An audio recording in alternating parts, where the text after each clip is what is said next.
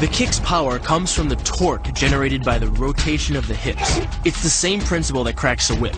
Turning the hips just a few degrees forces the foot to travel a much greater distance and creates a lot of speed as it does. The longer the leg and quicker the rotation, the faster the kick.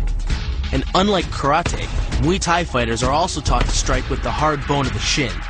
A Muay Thai kick can generate roughly the same force as a baseball bat, enough to crack a rib. It works like a point of a knife. All the force is magnified by being concentrated in a small, hard area.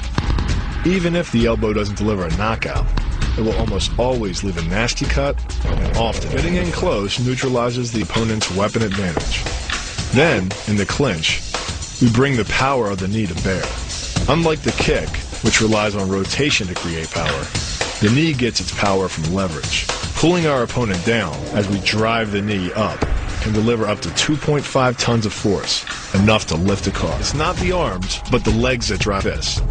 Like a piston, the explosive power of the legs is capable of generating hundreds of pounds of force, all to a very vulnerable area, the soft underside of the opponent's jaw. Like the Hanuman move, the flying knee relies on the explosive power of the legs. But rather than spread the power of our blow over two fists, it concentrates it into the spear point of the knee and combines it with the force of gravity.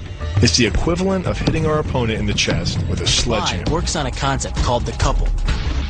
Basically, it's two levers linked at a single fulcrum, the elbow lock. And it doubles the foot-pounds of torque you can generate when compared to a single-arm lock.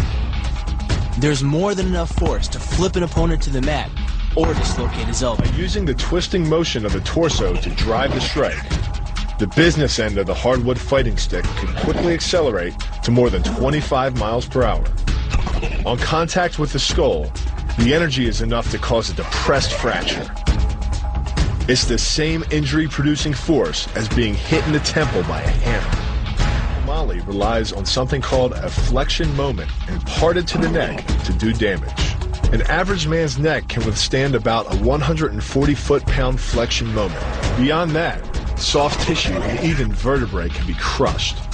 By bringing your weight down fast, this move could easily deliver twice that amount of force. And it wouldn't just end a fight.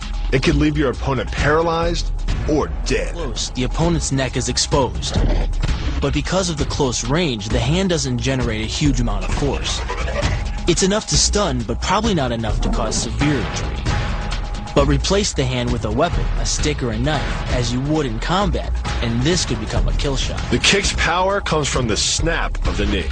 The snap is created when the quadricep, the largest muscle in the body, contracts and pulls the tendon connecting to the foot over the knee.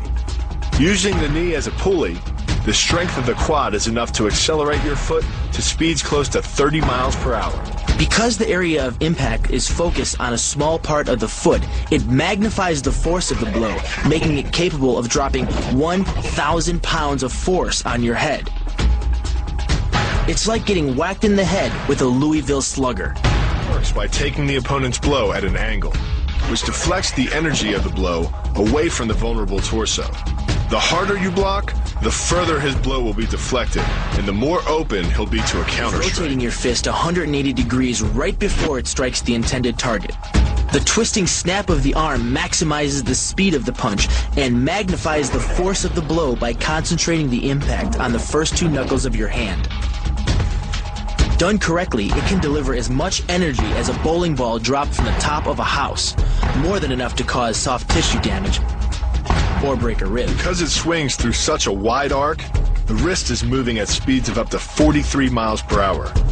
And since the radius doesn't deflect or compress nearly as much as a fist, it can deliver a staggering blow, like being hit with an axe handle. This roundhouse kick is designed for maximum impact.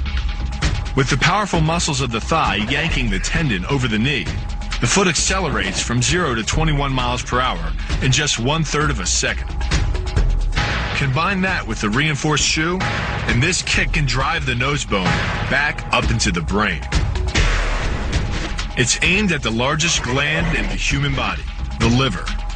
A direct hit won't just bring an opponent down. It can rupture the gland, causing severe internal bleeding. But the liver is well protected by the rib cage, so the kick must be accurate to within half an inch. In this move, the forward propulsion of the hips, combined with the piston motion of the lower leg, can send well over 700 pounds of force directly through the rigid bone of the heel. This impact won't just knock an opponent down. The force is enough to permanently damage his kneecap, leading with the near arm. The first jab travels the shortest distance to the opponent, so what it lacks in force, it makes up for in speed. The second punch, utilizing both the twist of the shoulders and the forward momentum of the kick, can carry over 4 times as much impact. And just a few hundred pounds of force to the temple is enough to cause a knockout. This move uses the same principle as a throw in judo, off-balancing your opponent and then using his momentum to send him down. But it's much more aggressive. The sweep here is actually a strike to one of the most sensitive areas of the body, the Achilles tendon.